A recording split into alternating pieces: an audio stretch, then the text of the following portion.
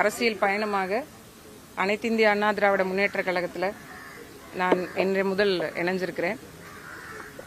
ஒரு எளிய மக்களுக்கான ஒரு அரசியல் வாய்ப்பை உருவாக்கக்கூடிய ஒரு அமைப்பிலிருந்து அந்த மக்களுக்கான உரிமை குறித்தும் உரக்க குரல் கொடுப்பதற்கான களத்தில் மீண்டும் இருக்கிறேன். இந்த தேர்தலிலிருந்து தொடங்கி மீண்டும் என்னுடைய அரசியல் பயணம் தொடரும்.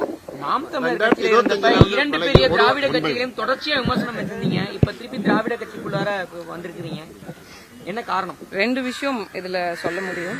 நான் அதிமுகவை தேர்வு செய்ததற்கான ஒரு காரணம், இந்த கட்சியினுடைய தலைமை ஏற்றிருக்கக்கூடியவர் ஒரு அடிப்படை குடும்பத்திலிருந்து, ஒரு சாமானிய குடும்பத்திலிருந்து வந்து ஒரு தலைமையை எட்ட முடியும் அப்படிங்கிற ஒரு சூழலுடைய ஜனநாயக சூழல் இருப்பதனாலையும், ஒரு தமிழனுடைய தலைமையின் கீழ் இயங்குவதற்கான ஒரு மன உறுதியோடு நான் இருந்ததுனாலையும் அதிமுகவை தேர்வு பண்ணியிருக்கேன்.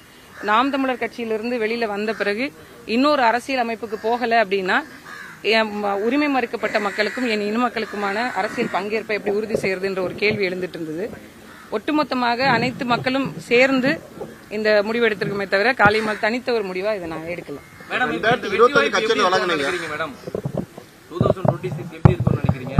இன்னைக்கு இருக்கக்கூடிய அரசியல் சூழல்ல மக்கள் நிறைய பாதிப்புகளுக்கு உள்ளாயிட்டு இருக்காங்க. தொடர்ந்து ஒவ்வொரு நாளும் பிரச்சனைகளை சந்தித்து கொண்டே இருக்கிறாங்க. விலைவாசி ஏற்றத்திலிருந்து தொடங்கி சட்டம் ஒழுங்கா இருக்கட்டும், பெண்களுக்கான பாதுகாப்பா இருக்கட்டும், நிறைய விஷயங்கள் இன்னைக்கு பிரச்சனைகள் இருந்து கொண்டே இருக்கு. அந்த விடயங்கள்ல இருந்து மக்கள் ஒரு பெரிய ஏமாற்று நிலைக்கு தள்ளப்பட்டிருந்தாங்க. ஒரு மாற்றம் வராதான் விரும்புறாங்க. இந்த வரக்கூடிய தேர்தல் அதுக்கான பரிசு தரும். கிட்டத்தட்ட 1 வருஷம் கட்சியின் விலகி 1 வருஷம் ஆச்சு. இந்த ஒரு வார காலதாமதம் ஏன் முடிவெடுக்க இந்த காலதாமதம்? முடிவெடுக்கிறதுல ஒன்றும் காலதாமதம் இல்லை. நான் ஏற்கனவே இருந்த மாதிரி நான் களத்துல இருந்தேன், மக்கள் களத்துல இருந்தேன். நான் கட்சிக்கு வருவதற்கு முன்பு 2013 இருந்து நேரடி மக்கள் களத்துல இருந்தேன். அதுக்கு முன்னாடி நிறைய தனியார் தொண்டு நிறுவனங்கள்ல மக்களோட வேலை செஞ்சிருக்கிறேன். அப்ப நான் கடலோர மக்களோட வேலை செய்யல. 2013க்கு பிறகுதான் நான் கடலோர மக்களோட பணி செய்ய தொடங்கினேன்.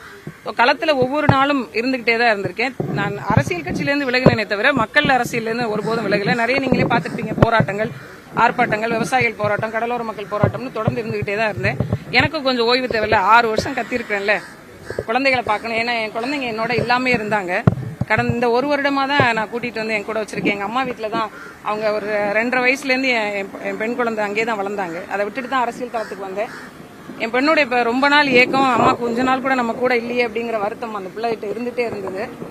கொஞ்ச நாளாவது அவங்களோட இருக்கணும். இன்னொன்னு எனக்கு கொஞ்சம் ஓய்வு தேவை அப்படின்ற மாதிரி தோணுச்சு அரசியல் தளத்துல இருந்து. அதனால இந்த ஒரு வருட காலம் இன்னொன்னு மக்களோட நான் கலந்து ஆலோசனை பண்ணிட்டே இருந்தேன். என்ன செய்யலாம், அடுத்த கட்ட நகர்வு என்ன, நமக்கான பிரச்சனைகளை யார் சரி செய்வா அப்படின்னு. எல்லா கட்சிகளும் சொல்லப்பட்டது. இன்னைக்கு நானே அதுக்கான தீர்வை சொல்லிட்டேன். வேற என்ன மாற்றிக்கலாம்? வரக்கூடிய சட்டமன்ற தேர்தலில் போட்டு அது கட்சியினுடைய தலைமை முடிவு செய்யும். எங்களுக்கான பங்கேற்பை கேட்டிருக்கோம். எங்களுக்கான பிரச்சனைகளை இதெல்லாம் இருக்கு அப்படின்றத சொல்லியிருக்கிறோம். ஐயா அவர்கள் சரி செய்யறேன்னு சொல்லியிருக்காங்க. அதுக்கான எல்லா வேலைகளும் நடந்து கொண்டிருக்கு. விரைவில் அறிவிப்பு வரும். கட்சியில் இணைஞ்சிருக்கீங்க, ஏதாவது பொறுப்பு வழங்குறதா சொல்லியிருக்காங்களா? கட்சியில் இணைஞ்சா பொறுப்பு வழங்குவாங்க. அது அவங்க முடிவெடுத்து சொல்லுவாங்க. எங்க அண்ணன்லாம் இருக்காங்க, அவங்க அதுக்கான சிரத்தை எடுப்பாங்க. நான் இன்னைக்கு நேற்று இல்ல, அண்ணன் அவர்கள் கூட 2010 இருந்து நான் அண்ணன் அவர்களை தெரியும், நாகை மாவட்ட செயலாளர், முன்னாள் அமைச்சர் அவர்கள்.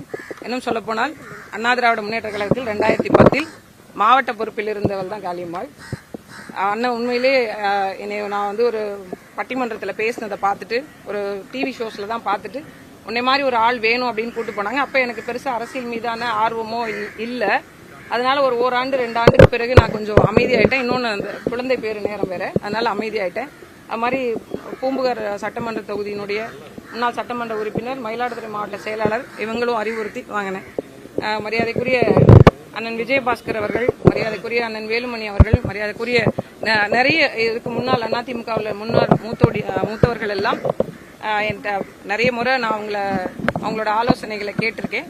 அதனால ஒவ்வொருத்தருடைய அடிப்படையிலும் எல்லாவற்றிற்கும் மேலாக அந்த மக்களுடைய தேவையின் அடிப்படையிலும் சொல்லாடல் அடிப்படையில் இந்த முடிவை நான் எடுத்திருக்கேன். பெண்களுக்கு பாதுகாப்பான கட்சி திமுக சொல்லப்படுது. தொடர்ந்து பாலியல் குற்றம் நடந்துட்டு இருக்கு. சமீபத்தில் கூட அது மாதிரி சம்பவம் நடந்துட்டு இருக்கு. இந்த ஆட்சியில சட்டம் எப்படி இருக்கு? பெண்களுக்கு எதிரான குற்றங்களுக்கு தண்டனைகள் கடுமையாக்கப்படாத வரைக்கும் இது ஒரு சாபக்கேடுதான். ஒவ்வொரு முறையும் இதை அழுத்தி சொல்லிக்கிட்டே தான் இருக்கிறோம். ஒரு வழக்கு, ஒரு குற்றம் சம்பவம் நடக்குது அப்படின்னா அதை தீர விசாரிச்சு உடனடியாக சில எண்ணெய் நாடுகள்ல நீங்க பார்க்கும்போது பார்த்திருப்பீங்க, அந்த இடத்துலயே அவங்க நாங்க மரண தண்டனை கூட நாங்க சொல்லல. ஆனா தண்டனைகள் கடுமையாக்கப்படணும். மீண்டும் அந்த தவறை செய்வதற்கு அவங்களுக்கு ஒரு பயம் வரணும். ஏற்கனவே இருக்கக்கூடிய சட்டங்களை நிகழ்த்தி கொண்டே இருக்கும்போது ஏன் இந்த மறுபடியும் இந்த துணிச்சல் வருது அப்படிங்கிற கேள்வி இருக்கு இல்லையா? தண்டனைகள் கடுமையாக்கப்படணும். விசாரணை உடனே துரிதப்படுத்தப்பட்டு அவங்களுடைய உண்மையிலேயே அவங்க குற்றம் பண்ணியிருக்காங்க அப்படின்னு உறுதியாயிடுச்சுன்னா எந்த தயவுதாட்சணையும் பார்க்காம அவங்களுக்கான ஒரு மிக கடுமையா, நான் மரண தண்டனைக்கு எதிரான ஆள் தான். ஆனா இந்த மாதிரி ஒரு 14 வயசு பிள்ளை, ஒரு 10 வயசு பிள்ளை, இது என்ன நடக்குதுன்னே தெரியாம இருக்கக்கூடிய பிள்ளைகளை இந்த மாதிரி சீரழிக்கிறதுக்கு என்னை பொறுத்த வரைக்கும் மரண தண்டனை தப்பே இல்லை நான் சொல்லுவேன். அந்த மாதிரி தண்டனைகள் கடுமையாக்கப்பட்டா பெண்களுக்கு எதிரான குற்றங்கள் குறையும் அப்படின்னு தண்டனைகள் கடுமையாக்கப்படலன்னு நினைக்கிறீங்களா மேடம்? இப்ப இங்க அதிகமா குற்றங்கள் நடக்கிறதுக்கு நிச்சயமா கடுமையாக்கப்படணும். இன்னும் கடுமையாக்கப்படணும். பட்டா மட்டும்தான் வரக்கூடிய காலகட்டத்தில் நீங்க பாருங்க. 4.5 ஆண்டு கால திமுகவுடைய செயல்பாடு நான் சொல்றதை விட தேர்தலில் மக்கள் சொல்லுவாங்க.